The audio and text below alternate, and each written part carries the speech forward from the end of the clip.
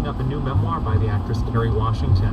In it, she reveals that her dad was not her biological father.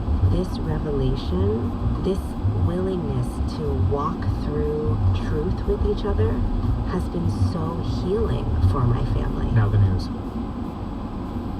Live from NPR News in Culver City, California, I'm Dwayne Brown. The White House says the American soldier who ran across the demilitarized zone between South and North Korea 2 months ago is now heading home.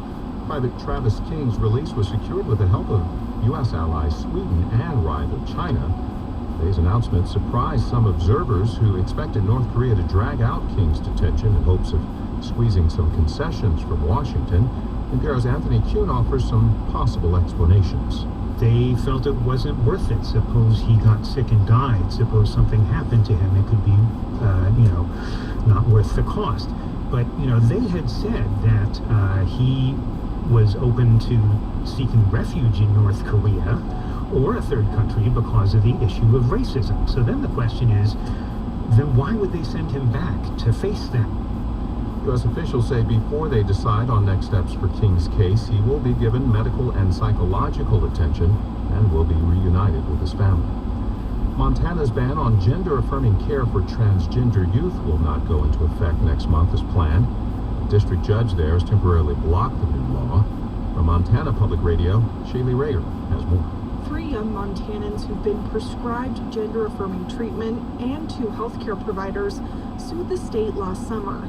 They say the ban violates their rights to privacy, equal protection, and the rights of parents under the state's constitution. One of their attorneys, Melita Picasso of the ACLU, argued for the block in district court last week, saying some families are considering leaving the state to get care. Losing this care is simply not an option for them. The state plans to immediately appeal the block, arguing the ban is necessary to protect minors from life-altering treatments. The case is expected to result in a lengthy trial. You're listening to NPR News. This is KNPR News. I'm Yvette Fernandez. One of the teenagers accused of intentionally running into a bicyclist in Las Vegas, ultimately killing him, told a police officer after his arrest he was only expecting a slap on the wrist as a juvenile. The admission was recorded the day of the crash, August 14th, on the officer's body-worn camera. Before running into and killing bicyclist Andy Probst, the 2 teenagers had stolen a car and deliberately ran into another cyclist.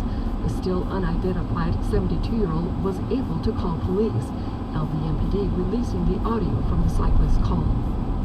This car just ran me over on my bike, because he could have killed me. The 2 teenagers, 18-year-old Jesus Ayala and 16-year-old Samir Keys, were formally charged Monday with, among other things, murder, battery, and attempted murder. The 2 remain in custody without bail. The Southern Nevada Health District has ordered the restaurant Gillies on the Strip to close. The Review-Journal reports SNHD said in a statement that Gillies was closed by the Southern Nevada Health District on September 26th for, quote, operating under an imminent health hazard.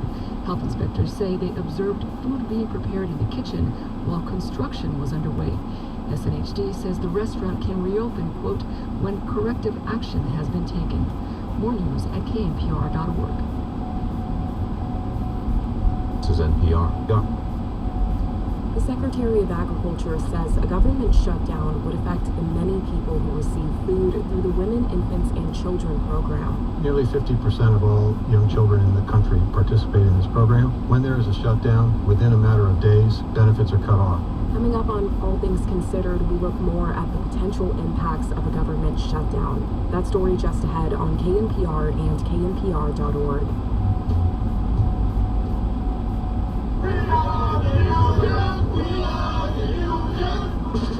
The United Auto Workers are on strike over wages, benefits, health and safety, and the car industry's shift toward electric vehicles. Automakers are using this transition as a smokescreen to lower wages and job quality for auto workers. That's on the next On Point, tonight at 8 on KNPR and knpr.org.